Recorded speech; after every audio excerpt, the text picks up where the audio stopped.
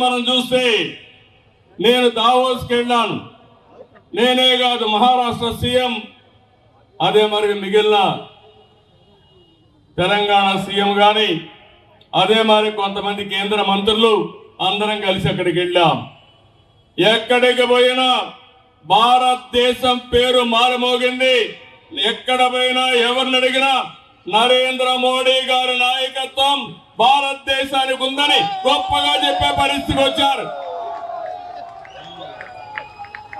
ఈసారి దావోస్ లో చూస్తే రెండు ప్రధానమైన సమస్యలు ప్రపంచం అంతా కూడా చర్చించారు. ఒకటి ఆర్టిఫిషియల్ ఇంటెలిజెన్స్. ఆ ఆర్టిఫిషియల్ ఇంటెలిజెన్స్ ని ప్రమోట్ చేసే వ్యక్తి మన ప్రధానమంత్రి నరేంద్ర మోడీ గారని చెప్పి మీకు తెలియజేస్తున్నా. రెండోది మీరు చూస్తే గ్రీన్ ఎనర్జీ.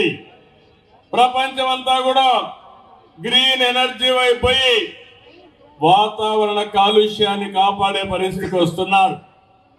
ఇవన్నీ చూస్తే మొట్టమొదటిసారిగా 2025 దావోస్ లో ప్రపంచం మొత్తం చర్చించే అంశాలు ఈ రెండు ప్రధానంగా ఉన్నాయి.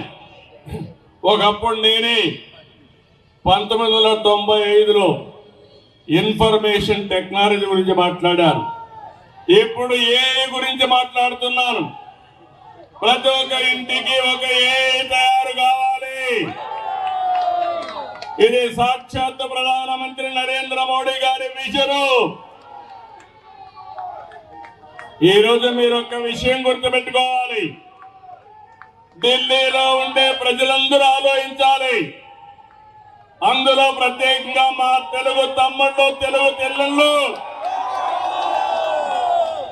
ఢిల్లీలో ఇంటింటికి వెళ్ళాలి.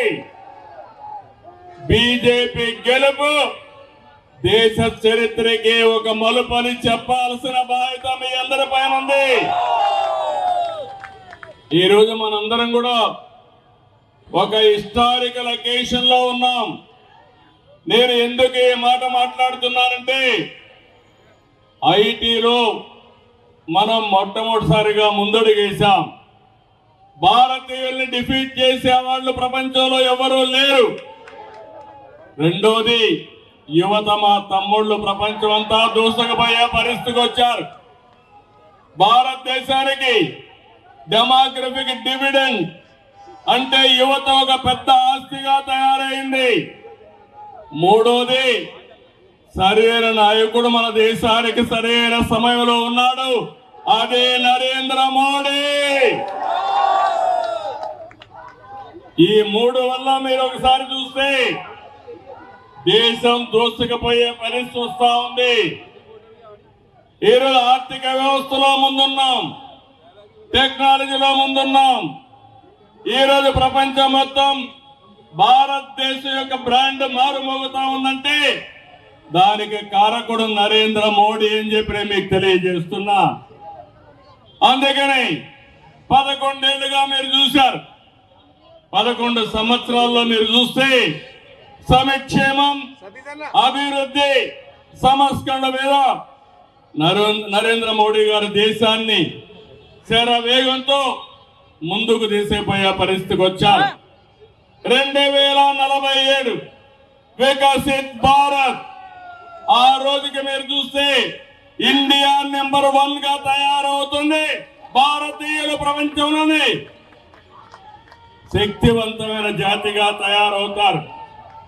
ఎన్నో సంవత్సరాలు లేదు, 24 సంవత్సరాలే తమ్ముళ్ళు, మీరందరూ గుర్తుపెట్టుకోవాలి. అయితే ఇవన్నీ ఒక ఎత్తు. ఢిల్లీకి వస్తే మాత్రం చాలా బాధ కలుగుతుంది నాకు. ఇప్పుడే ఢిల్లీకి వస్తామంటే చూశాను. ఎప్పుడో 95లో పాడుపడిపోయిన హైదరాబాద్ మారిగా ఢిల్లీ తయారైంది. ఎవరు కారణమని నేను అడుగుతున్నా మిమ్మల్ని అందరినీ. 10 ఏళ్ళు ఎవరు పరిపాలించారు ఈ ఢిల్లీని? అదే గాని డబల్ ఇంజన్ సర్కార్ గాని వచ్చుంటే ఢిల్లీ కూడా వాషింగ్టన్ ని, న్యూయార్క్ ని తనదన్నే విధంగా తయారయ్యేది. ఈ రోజు ఒక విషయం మీరు చూస్తే ఢిల్లీకి వస్తే వెదర్ పొల్యూషన్ ఏం తమ్ముళ్ళు ఈ గాలితో మనం ఎట్టున్నామో నాకైతే అర్థం కాలేదు. 417 ఢిల్లీ ఎయిర్ క్వాలిటీ ఇండెక్స్ అంటే చాలా మంది హైదరాబాద్కి వెళ్ళిపోదాం, బెంగళూరుకి వెళ్ళిపోదాం అనే పరిస్థితికి వస్తున్నారు. దానికి కారణం ఇక్కడ పరిపాలించిన పాలకులని చెప్పి కూడా నేను మీకు తెలియజేస్తున్నా. ఒక పక్కన వెదర్ పొల్యూషన్, రెండో పక్కన పొలిటికల్ పొల్యూషన్ కూడా తయారైపోయింది ఢిల్లీలో. అవునా కాదా తమ్ముళ్ళు అని మిమ్మల్ని అడుగుతున్నా. ఈ రెండు కలిపి ఢిల్లీ కలుషితమైపోయింది. నేను అందుకనే మిమ్మల్ని అందరినీ ఒకటే కోరుతున్నా, అభివృద్ధి రాజకీయాలు, మంచి జీవన ప్రమాణాలు మీ జీవితాల్లో రావాలంటే మళ్ళీ మనం అందరం కమలాన్ని గెలిపించుకోవాల్సిన అవసరం ఉంది. కమలంగాని గెలిస్తే ఢిల్లీ బాగుపడుతుందని చెప్పి కూడా నేను మీకు తెలియజేస్తున్నా.